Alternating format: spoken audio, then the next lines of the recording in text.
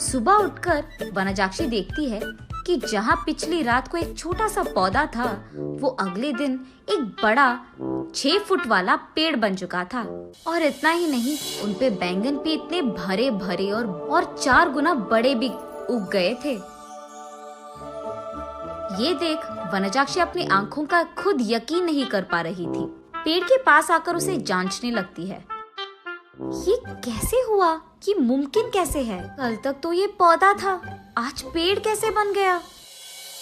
वो ऐसे सोच में पड़ गई थी कि इतने में उसकी बेटी वसुंधरा वहां आकर उस पेड़ को देख ऐसे ही चौंक जाती है। कुछ देर बाद वो हार मानकर कुछ बैंगन को लेकर उनका भरता बनाती है। बस वो भरता स्वादिष्ट था। उस स्वाद पे फिदा होकर माँ बेटी दोनों बचे कुछ बैंगनों को उनके आजू बाजू पड़ोसी लोगों में बांट देते हैं। अगले दिन उस बैंगन के स्वाद पे फिदा होकर बार बार वनजाक्षी के घर आकर उनसे बैंगन पूछते हैं। और इतना ही नहीं, जितने बैंगन को कल वो पेड़ से तोड़े थे, उतने ही बैंगन अगले दिन वापस उग गए थे। ये देख माँ बेटी दोनों आश्चर्यचकित हो जाते हैं।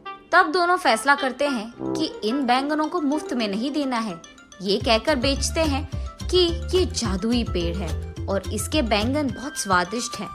ऐसे वो बैंगन दुगने रेट में बिक जाते हैं। कुछ ही दिनों में इन स्वादिष्ट बैंगनों के बारे में और वो बड़ा सा बैंगन के पेड़ के बारे में इधर उधर बात फैलकर आजू बाजू पड़ोसी शहर तक पहुंच जाता है। इसलिए हर रोज सुबह शुरू होते ही पेड़ में भर के बैंगन उगते थे और उनके लिए लोगों की लाइन लग जाती थी सुबह सुबह, और वो भी वनजाक्षी के घर के बाहर। वनजाक्षी का पैसों का डिब्बा हर रोज पैसों से भर जाता था और ये बहुत साधारण सी चीज होती थी। कुछ ही दिनों में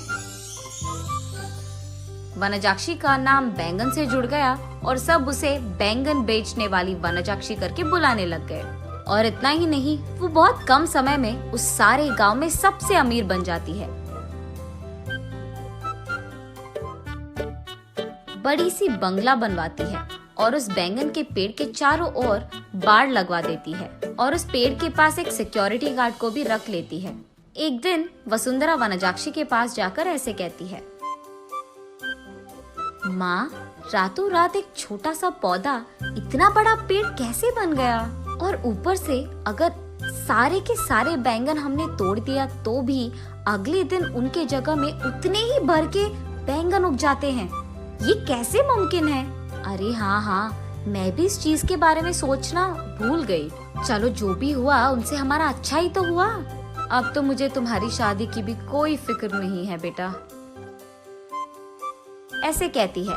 और ठीक तभी वनजाक्षी को एक बात याद आती है। उस समय में जब भी वनजाक्षी के लिए रिश्ते लाते थे तो कुछ भी सेट नहीं होता था।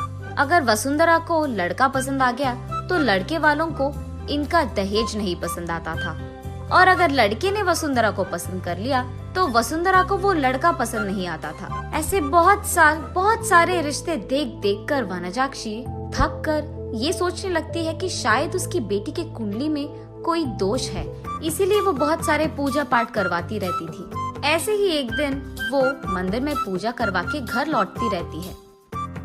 तब रास्ते में उसे एक बैंगन का टुकड़ा नजर आता है।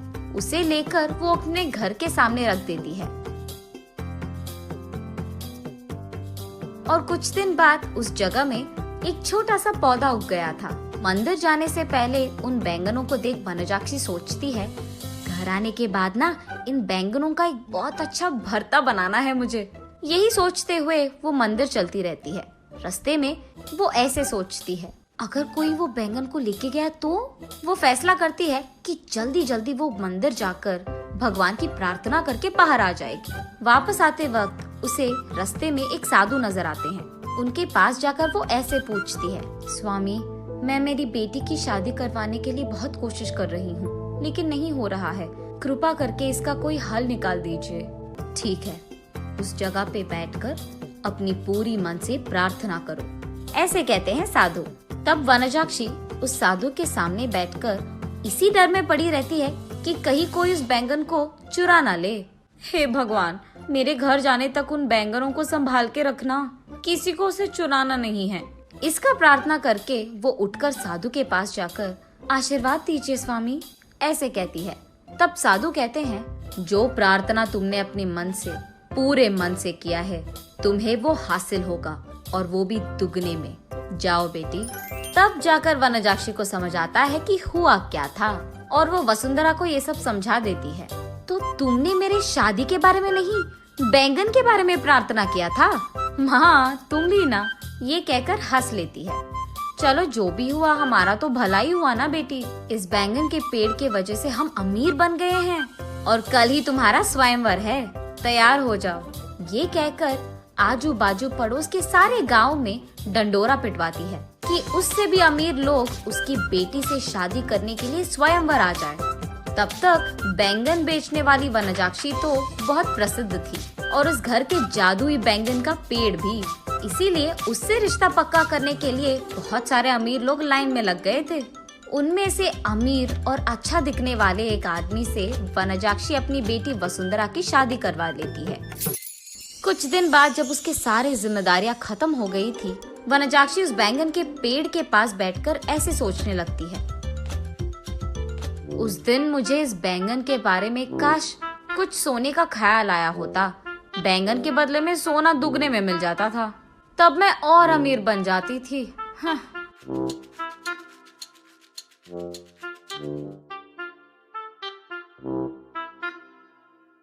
अगले दिन सुबह उठ के देखने पर उस बड़े बैंगन के पेड़ के जगह में वही पुराना वाला छोटा सा पौधा था जो वनजाक्षी ने वहां लगाया था।